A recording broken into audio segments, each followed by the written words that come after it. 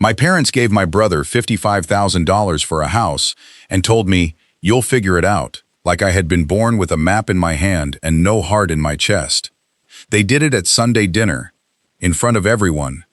In front of my brother's wife, who was already smiling like the keys had touched her palm. In front of my aunt, who nodded as if parents helping a son was natural, but a daughter asking for fairness was greed. In front of my father, who looked at his plate while my mother explained why Marcus needed the money more. And in front of me, the daughter who had been helping them figure it out since I was 16 years old. My name is Naomi Brooks. I was 35 years old that night, single, no children, a full-time project manager at a construction firm, the family problem solver, the emergency contact, the person they called when a bill was due, when a car broke down, when a form needed filling, when Marcus needed help, when my parents needed groceries, when someone needed a ride, when relatives needed a loan they would later rename a blessing. I had been saving for my first house for 7 years. 7 years of overtime. 7 years of saying no to trips. 7 years of bringing lunch from home. 7 years of driving the same car even when the air conditioner only worked when it felt loved. 7 years of watching house prices climb faster than my savings could run. I did not want a mansion. I did not want luxury. I wanted a small 3-bedroom starter home with a porch, a decent roof, a small yard, and enough space for peace. That was all. A home. One place where nobody could say, "Naomi, can you just help us this one time?" while already assuming the answer was yes. For months, I had been close. So close. I had pre-approval. I had a realtor. I had spreadsheets. I had neighborhoods circled on maps. I had my down payment growing slowly, proudly, one sacrifice at a time. My parents knew this. They knew because I had told them. My mother even said, "I'm proud of you, baby. You've always been disciplined." Disciplined. That was what they called me when they needed to explain why they did not have to help. Marcus was not disciplined. Marcus was still finding his path. Marcus was under pressure. Marcus was a father now. Marcus was trying. And trying, in my family, always seemed to cost money that somehow came from someone else. That Sunday, my mother brought out coconut cake after dinner. That was the first warning. She only made coconut cake when she needed to soften bad news with sugar. Marcus sat across from me with his wife, Tasha, rubbing her stomach though she was not pregnant. She just did that when she wanted people to remember she had children already and therefore deserved a larger share of everyone's sympathy. My father cleared his throat. My mother smiled too brightly.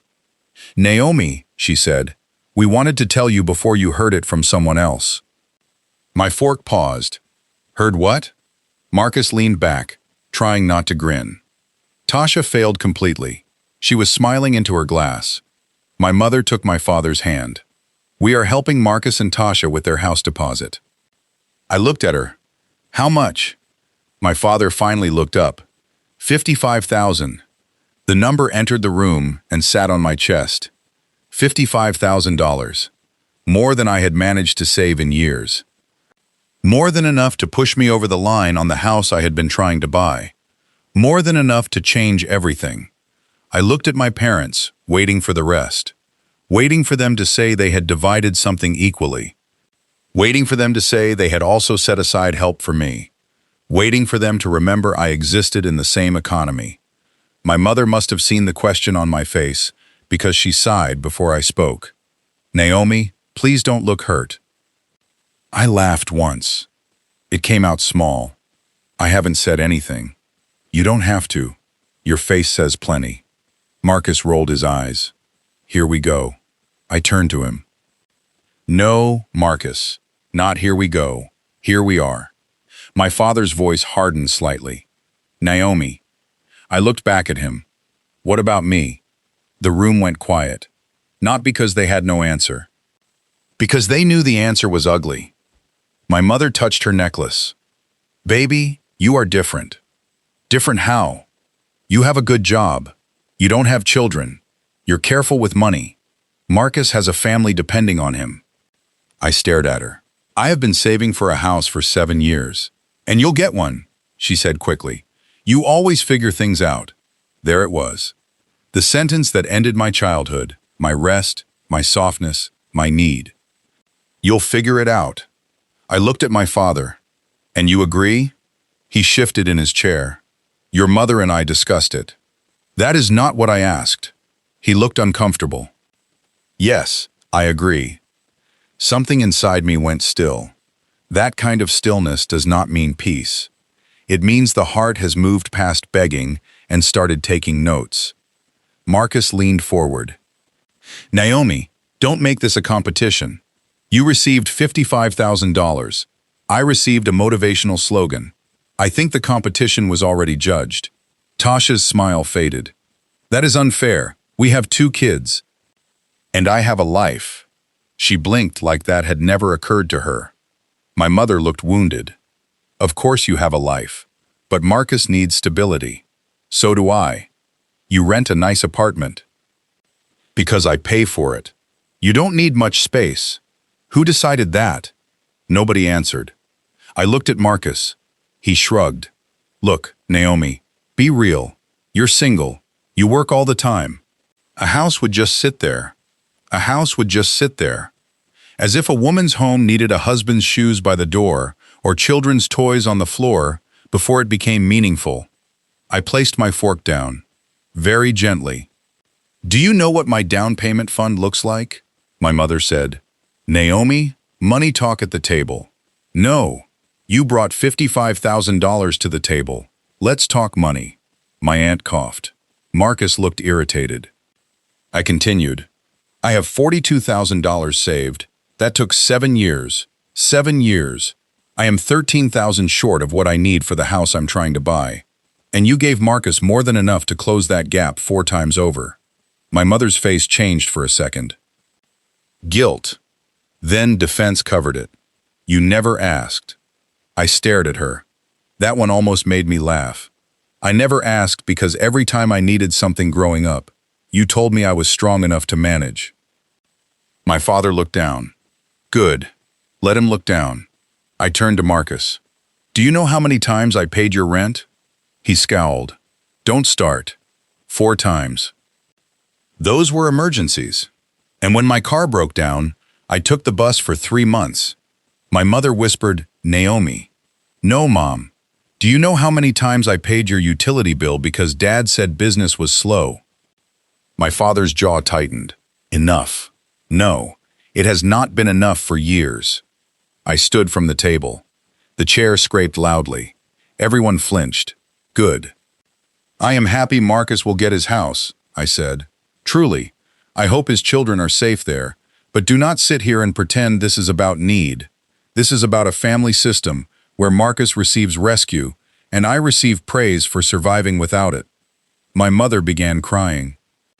I did not move toward her. That was new. Tears had always been her bridge back into my guilt. Not that night. Baby, we never meant to hurt you, she said. I nodded. I know. Hurting me was just an acceptable side effect. Marcus slammed his hand on the table. Why do you always talk like you're better than us? I looked at him. Because every time I speak truth, you hear superiority. He stood too. You're jealous. Yes, I said. That surprised him. It surprised me too. But once the truth came out, I did not take it back. Yes, Marcus, I am jealous. Not because you got help, because you never had to be ashamed for needing it. I was trained to need nothing, and then praised for going without. The room became heavy. Tasha looked away. My father rubbed his forehead. My mother cried harder. I picked up my purse. Enjoy the cake, my mother called after me. Naomi, where are you going? I stopped at the doorway. To figure it out. Then I left. I cried in my car for 20 minutes before I could drive. Not neat tears. Not quiet tears. The kind that bend your body forward and make you press your fist against your mouth so nobody passing on the sidewalk hears you break. I cried for the $55,000. Yes. But more than that, I cried for the years behind it. The birthdays, where Marcus got gifts and I got speeches about responsibility. The times I was told to be patient because boys needed support. The nights I stayed up helping my father with invoices while Marcus played video games. The times my mother called me strong when what she really meant was convenient. The house money was only the latest proof. I drove home that night to my one-bedroom apartment and sat on the floor among my house brochures, loan papers, budget lists, and open laptop. The house I wanted was still on the market. Cream siding, blue door, small porch, 3 bedrooms, old trees in front, a little outdated but solid, listed at $320,000. I had visited twice. The second time, I stood in the empty kitchen and imagined yellow curtains. I had wanted to make an offer, but the numbers were tight. Too tight. $13,000 short on a comfortable down payment. $13,000. That was the distance between me and peace. My parents had given Marcus $55,000. I stared at the listing until my tears dried. Then something shifted. Not loudly. Not like a movie, just a thought. Small at first, then clear. I worked in construction project management. I knew contractors. I knew inspectors. I knew renovation timelines. I knew what houses cost when people were afraid of cosmetic damage, but the structure was good. I knew neighborhoods before they became fashionable, because my job took me into development meetings before the public noticed. For years, I had been saving to buy one perfect house. But maybe perfect was the trap. Maybe I had been waiting for help from people who only knew how to help Marcus. Maybe figuring it out did not mean buying the one house everyone expected. Maybe it meant using the very discipline they ignored. I opened a new spreadsheet, then another tab, then real estate listings under $200,000, then foreclosure listings, then duplexes, then small neglected properties near upcoming transportation projects. By 3 in the morning, I was no longer crying. I was calculating. Before I continue, tell me where you are watching from tonight. And if you have ever been told you would figure it out while someone else was handed the help you needed, stay with this story.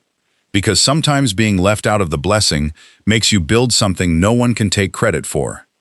I was born into a family that loved me, but trusted my silence too much. That is the honest way to say it. My parents were not monsters. They were ordinary people with unfair habits they never questioned, because those habits benefited the child who complained loudest. Marcus was younger by 4 years. He was funny, charming, dramatic, and always in some kind of trouble. Not terrible trouble, just enough to keep everyone moving around him. Forgotten homework, lost sports fees, broken phones, late rent, late rent, late rent. Bad friends, poor decisions, new dreams, collapsed dreams. He was the son. That mattered in ways my family pretended it did not. My father wanted Marcus to carry the family name proudly. My mother wanted him comfortable because she believed the world was harder on men trying to lead. I never understood that. From where I stood, the world seemed quite generous to men who could look helpless with confidence. I became useful early. At 13, I was balancing my mother's grocery budget. At 15, I was babysitting Marcus after school, though he was only 4 years younger and perfectly capable of not setting noodles on fire. At 16, I started working weekends at a hardware store. At 17, I used part of my paycheck to help pay the electricity bill because my father's business was slow. My parents cried and called me mature. I should have been angry. Instead, I felt proud. That is how overused daughters are trained. They turn neglect into identity because praise feels warmer than fairness. In college, I studied construction management. I loved buildings. I loved the way ugly lots could become homes, the way blueprints turned imagination into instructions, the way strong foundations cared nothing about people's opinions. I worked full-time while studying part-time.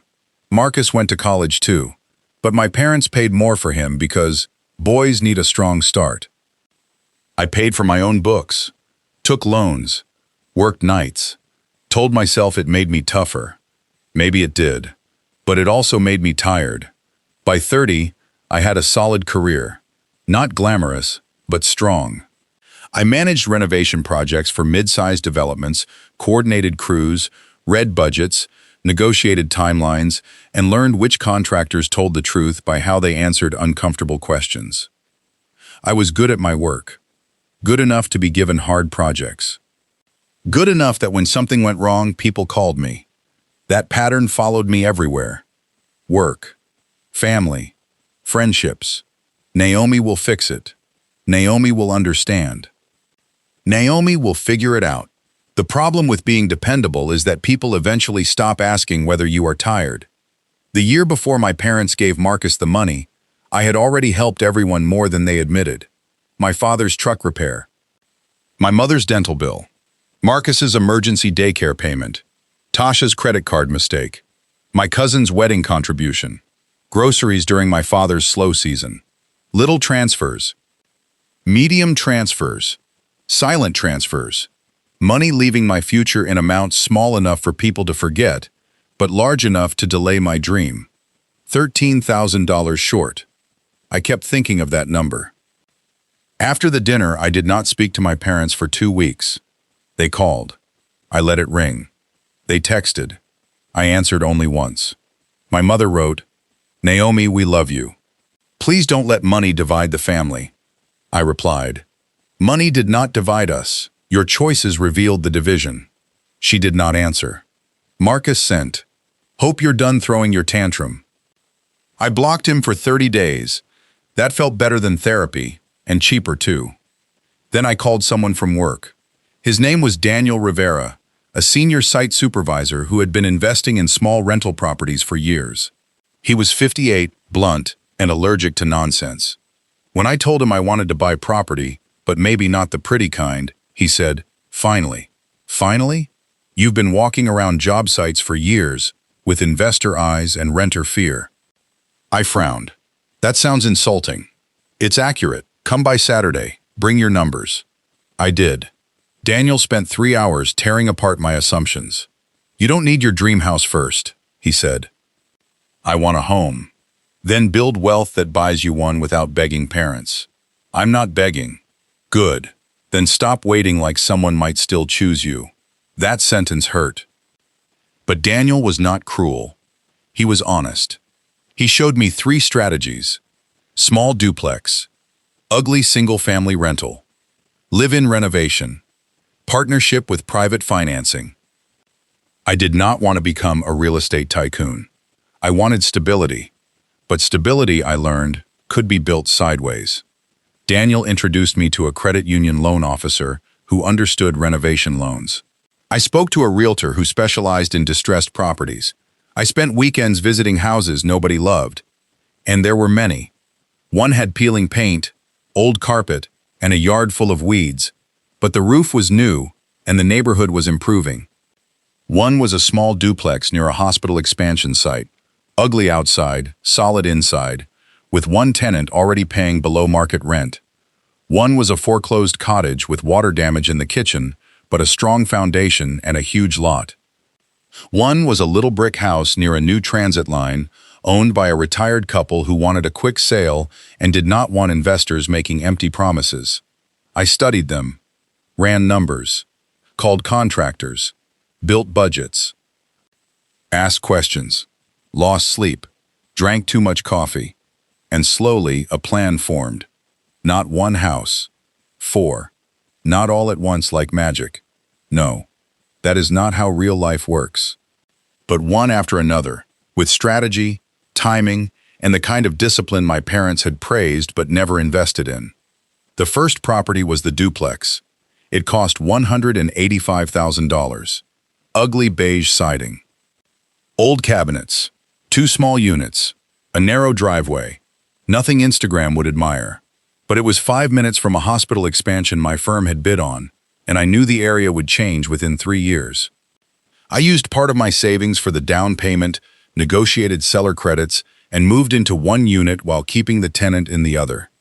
My dream house photo came down from my fridge. The duplex key went up. It did not feel like failure. It felt like a beginning with bad carpet. I painted the unit myself. Changed light fixtures. Replaced broken blinds. Fixed cabinet handles. Cried twice over plumbing. Ate noodles again. Worked weekdays, renovated evenings, managed contractors on weekends.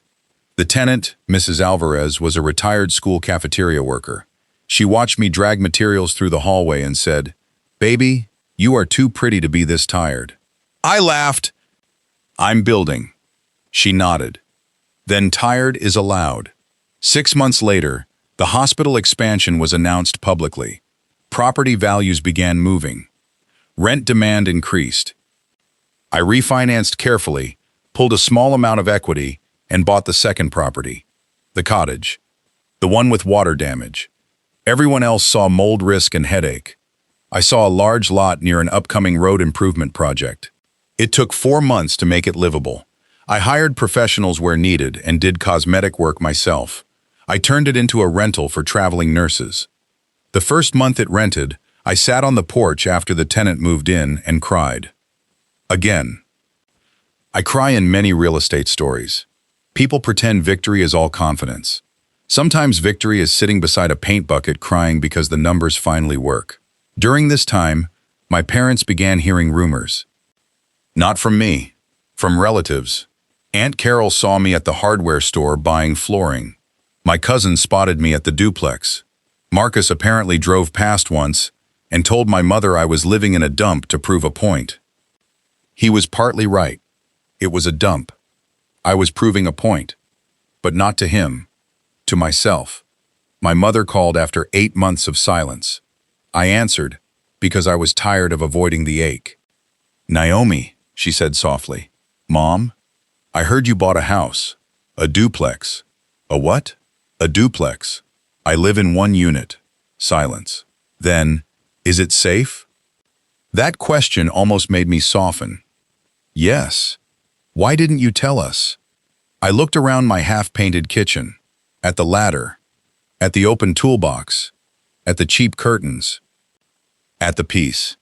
"Because you told me I'd figure it out, so I did." She went quiet, then said, "That sentence really hurt you." "Yes. We didn't mean it that way." "How did you mean it?" She sighed. "That you're capable."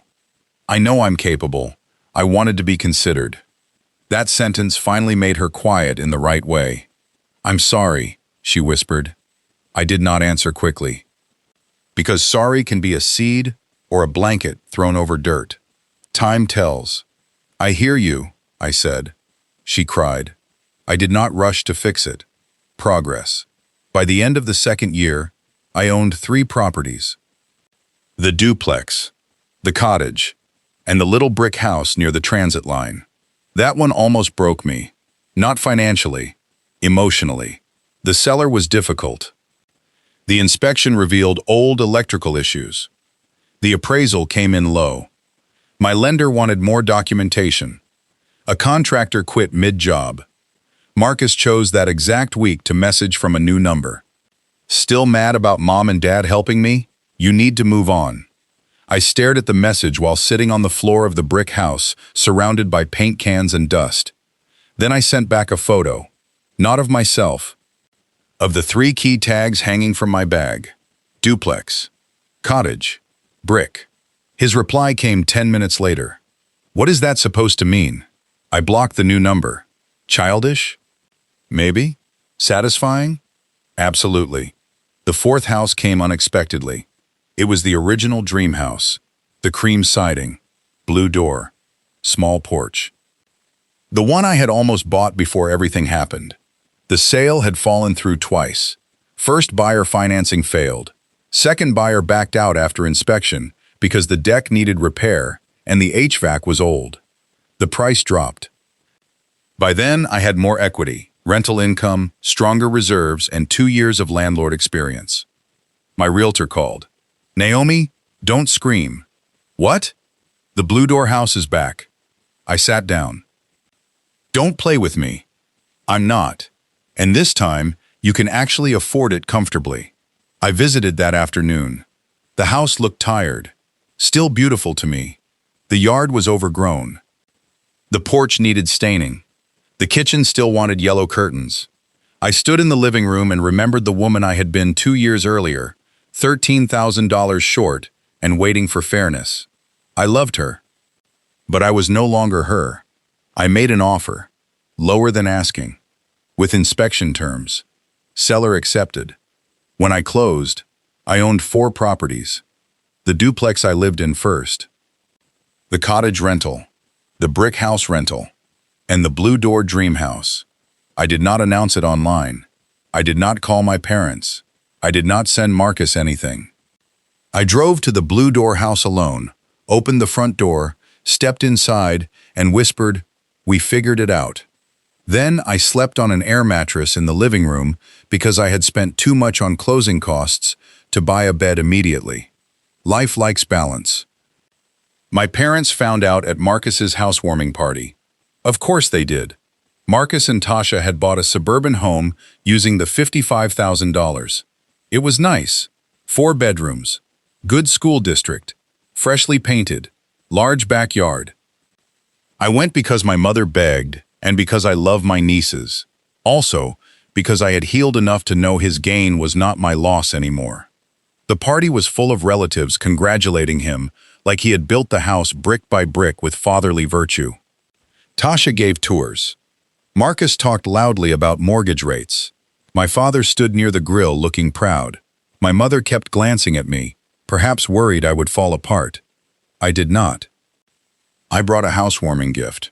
A good one. Not petty, not cheap. A set of quality cookware because Tasha liked cooking. She looked surprised. "Thank you," she said. "You're welcome." Marcus watched me suspiciously, as if kindness from me had hidden wiring. Halfway through the party, Aunt Carol cornered me near the dessert table. "So, Naomi," she said, "are you still renting that little place?" I smiled. "No." "Oh? You bought?" "Yes." My mother turned from across the room. Marcus heard too. Aunt Carol clapped. "Praise God, what did you buy?" "A duplex first." "First?" I took a sip of lemonade. "Yes, then a cottage, then a brick rental near the transit line." The room had begun listening. Families love pretending not to listen. "And last month," I continued, "I closed on the blue door house I wanted originally." Aunt Carol blinked. "How many houses is that?" "4. The word traveled through the room like someone had dropped a glass. 4. My mother's hand flew to her mouth. My father turned fully. Marcus laughed once. "You bought 4 houses?" "Yes." "With what money?" I looked at him. "My money, bank money, tenant money, equity, and the ability to read contracts." A cousin coughed to hide a laugh. Marcus's face darkened. Tasha looked stunned. My mother came closer. "Naomi, why didn't you tell us?" I looked at her. "Because I was busy figuring it out." The sentence landed. Not cruelly, precisely. My father looked proud and ashamed at the same time. That combination suited him. Marcus shook his head. "So what, you're a landlord now?" "Yes, must be nice." I smiled. "It is hard. Nice came later." Tasha touched Marcus's arm. "Leave it." But he could not. People like Marcus do not mind your struggle when it keeps you familiar. They mind your success when it proves the story they told about you was incomplete. He said, "You always have to outdo me." The party quieted. There it was, the old accusation. If I survived, I was showing off. If I succeeded, I was competing. If I built, I was insulting the person who waited for rescue. I looked at him calmly. "Marcus, you got 1 house with help. I got 4 after being denied help. That is not me outdoing you. That is me refusing to stop." His face flushed. My mother whispered, "Naomi." I shook my head. "No, Mom. Let's not protect comfort more than truth today." My father put down his plate. "Marcus," he said, voice low, "enough." Everyone turned. My father rarely corrected Marcus publicly. Marcus looked shocked. "What?" I said enough. The silence became heavier. My father looked at me, then at the relatives, then at Marcus. "Your sister worked for what she has. We helped you. There is no shame in receiving help, but there is shame in mocking someone who did not receive it and still built. My throat tightened. My mother began crying softly, not panic tears, maybe real ones. Marcus looked humiliated. Good. Not destroyed. Not broken. Just touched by accountability. He muttered, "I wasn't mocking." "Yes, you were," Tasha said quietly. Now everyone turned to her. She looked nervous but continued. "You do it whenever Naomi does something good. You act like her success attacks you." Marcus stared at his wife. "Tasha." "No. I'm tired. Your sister brought us a gift and smiled through a party celebrating something she had to fight harder for. Leave her alone." That was unexpected. Very unexpected. I looked at Tasha differently for the first time. Maybe motherhood had taught her some fairness. Maybe seeing 4 houses taught her strategy. Either way, truth had entered the backyard. I did not stay long after that. Not dramatically. Just enough. As I left, my father walked me to the car. "Naomi," he said. I turned. He looked older than he had at dinner 2 years before. "I am sorry." I waited. Specifics matter. He understood. For agreeing to give Marcus the money without considering you. For letting your mother say you would figure it out like that meant you did not need support. For all the years we praised your strength instead of helping carry things. For not seeing how tired you were. Tears filled my eyes. There are apologies you stop expecting, and when they arrive, they do not erase pain. They only prove you were not crazy for having it. "Thank you," I said. He nodded. "I'm proud of you." I smiled sadly. "I was proud of me before today." He winced, then nodded again. "Good. My mother came to see the Blue Door house 2 weeks later. I invited her. Not because everything was healed, but because I wanted her to see it. She arrived with flowers and a small ceramic bowl she said would look nice in the kitchen. She stepped through the blue door and cried immediately. "Oh, Naomi." I stood beside her. The house was still partly empty. No fancy furniture. Boxes in corners. One wall half painted, curtain rods waiting. But the light was beautiful, warm, honest. She walked slowly from room to room, touching nothing without asking. In the kitchen, she looked at the window. "You wanted yellow curtains," she said. I turned. "You remembered?" Her eyes filled. I remember more than I acted like I did. That sentence hurt and healed at the same time. We sat on the floor with paper cups of tea because I had not bought a proper dining table yet. She said, "I thought helping Marcus was protecting the family." "And me?" She wiped her eyes. "I thought you were already protected because you were capable." "Capability is not protection, Mom. It is just evidence that I survived without it." She covered her mouth. I know that now. I believed she was beginning to. Not finished. Beginning. Months later, Marcus called. Not texted. Called. I almost ignored it. Then answered. "What do you need?" He was quiet. "Do I always call only when I need something?" I said nothing. That answered him. He sighed. "I deserved that. Yes. I want to apologize." I sat down.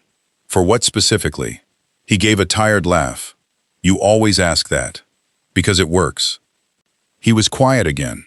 Then said, "For acting like Mom and Dad's help was normal, but your hurt was drama. For saying you were jealous like that made your point invalid. For making your success about me. For telling people you bought dumps to prove a point. And for not thanking you for all the times you helped me before I got the house." My throat tightened. "You're welcome. I'm sorry." "I hear you."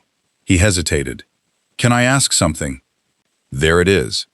"No," he said quickly. "Not money." I waited. "How did you do it?" "The houses." I almost laughed. Not meanly. Just at life. Work. Research. Risk. Better advisors. Ugly carpet. Tenants. Refinancing. Not waiting for perfect. He was silent. "Could you teach me?" That question was not small. Marcus asking me to teach him, not rescue him. I leaned back. "I can teach. I won't fund. I know. And if you complain, I'll stop. I know. And Tasha should join because she seems more practical than you. He laughed. She is. So I taught them. Slowly. I showed them budgeting first. Not investing. Budgeting. Marcus hated it. Good. Humility often begins in spreadsheets. Tasha loved the numbers more than I expected. She asked smart questions. She admitted they had treated the $55,000 like a finish line instead of a foundation. Over time, Marcus improved. Not magically. He still complained. Still wanted shortcuts. Still thought some jobs were beneath him until bills reminded him otherwise. But he started learning. That mattered. My parents changed too. They stopped calling me first for every problem. Sometimes they still wanted to. I could hear it in my mother's voice when she mentioned repairs or bills. But she learned to ask, "Do you have capacity to talk about something?" instead of dropping emergencies into my lap. Capacity. A word I taught her. A word every strong daughter deserves. My father began transferring small amounts into an account he called Naomi's Late Support Fund. It was not much, but the gesture mattered. He said he could not fix the past, but he could stop pretending he owed me nothing. I accepted. Not because I needed it, because repayment can be emotional too. The 4 houses became the foundation of my life.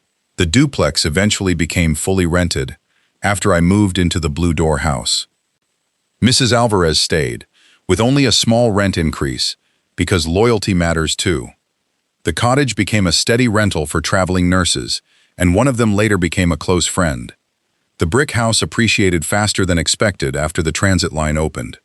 The Blue Door house became my home. Yellow curtains, lemon tree in the yard, bookshelves in the office, a porch swing, a guest room for people who visited and left when the visit ended. Peace. Real peace. Not silence before someone asks for money. On the 3rd anniversary of closing on the Blue Door house, I hosted dinner. My parents came. Marcus, Tasha, and the kids came. Daniel Rivera came too, because none of this would have happened without him calling me a renter with investor eyes. We ate on the back patio under string lights. The children ran through the yard. My mother helped in the kitchen. My father fixed a loose porch step without making a speech about it. Marcus brought dessert. Tasha brought flowers. Nobody asked for money. Nobody joked about moving in. Nobody said I had too much space. After dinner, my niece Lily sat beside me on the porch swing. "Aunt Naomi," she asked, "is this your favorite house?" I looked at the yard, the lemon tree, the warm lights, the people I loved becoming slightly better versions of themselves. "Yes," I said, "but not because it's the prettiest." "Why?" "Because it taught me I could still get what I wanted, even after people forgot to help me." She thought about that. "Grandma said you bought 4 because you're stubborn." I laughed. Grandma is correct. Lily leaned against me. "I want to be stubborn too." I kissed the top of her head. "Good. Be stubborn about good things." Later that night, after everyone left, I stood in the kitchen with the yellow curtains moving slightly in the night breeze. My mother's ceramic bowl sat on the counter. The future homeowner keychain hung beside the real keys. 4 sets.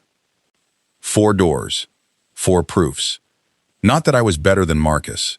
Not that my parents were evil. Not that money fixes old pain. But proof that being overlooked did not mean I had to stay where they placed me. My parents gave my brother $55,000 for a house and told me I would figure it out. So I bought 4. But the real lesson was not work harder and prove them wrong. I had worked hard my whole life. Hard work without fairness can become a prison. The lesson was learning to stop waiting for fairness from people invested in the old arrangement. The lesson was turning my skills toward myself. The lesson was asking better advisors instead of begging biased family. The lesson was understanding that no help from them did not mean no help existed.